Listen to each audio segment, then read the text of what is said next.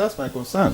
that has been the peg of my argument. But then we haven't reached. We are not there, and it doesn't look like we're getting there. We are getting there. We just talked about movement in the forex markets. We're getting there. We talked about the fact that movement in the forex markets have a way of passing through the economy onto domestic prices. And that is one. The second one is, if we're talking about NPR, the increment of NPR, it is a deliberate policy of slowing down growth. It is not decided as a growth booster by the CBN. It's actually a policy to say, let us slow down this possibility of growth through constricting demand, and that as you constrict demand, it would circularly impact price, and price would move down. And when price is reduced, it reflects in the value of the money either in your account or in your pocket.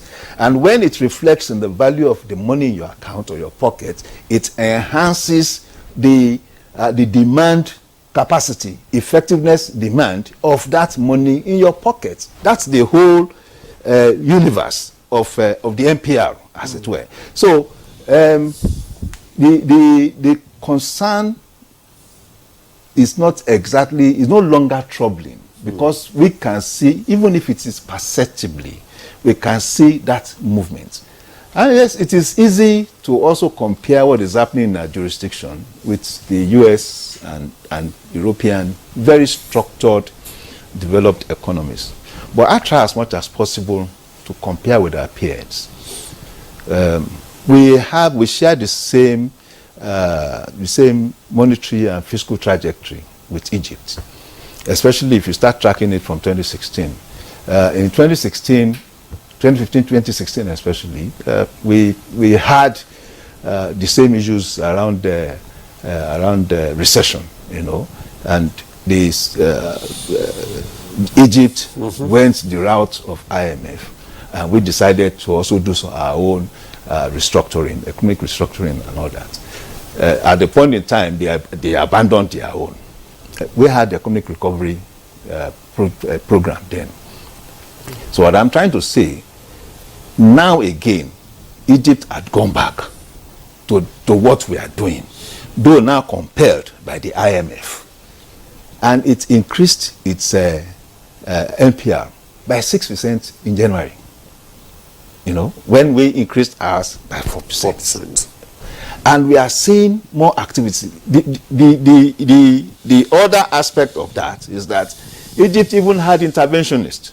UAE provided $24 billion cash. We didn't have that. We were actually doing cap in hand to Afrexim Bank to give us a swap, a deal swap of $3.something billion. So Egypt had 24 billion.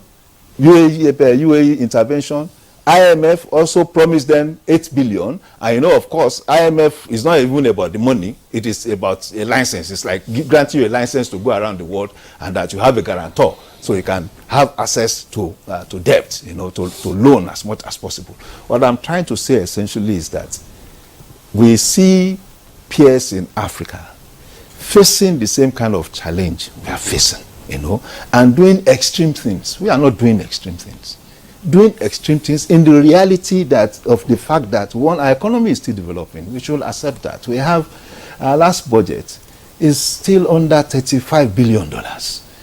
It's not exactly a huge economy, So it needs a lot of calibration in a way that the private sector needs to be incentivized. Yes, it's likely Prof says we are talking of private sector that you are constricting. But again, private sector flourishes in a situation where there's huge effective demand and purchases. So therefore, where in that environment, the people, the consumers, either at the level of household consumption or industrial consumption, cannot have enough value, cannot create value for the money they have to purchase, it becomes a disincentive to producers. So the issue is you have low NPR.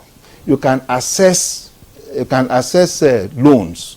You can access credits, and you can produce. You are producing for whom? And you have now done your production.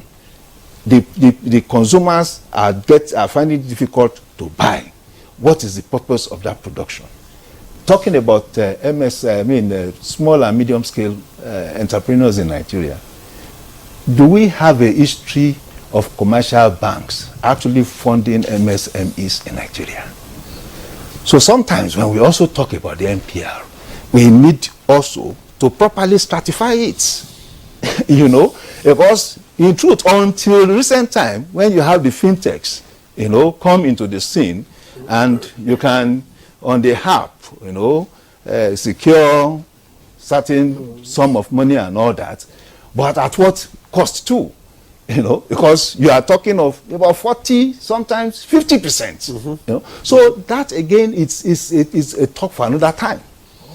Okay. Okay. Okay.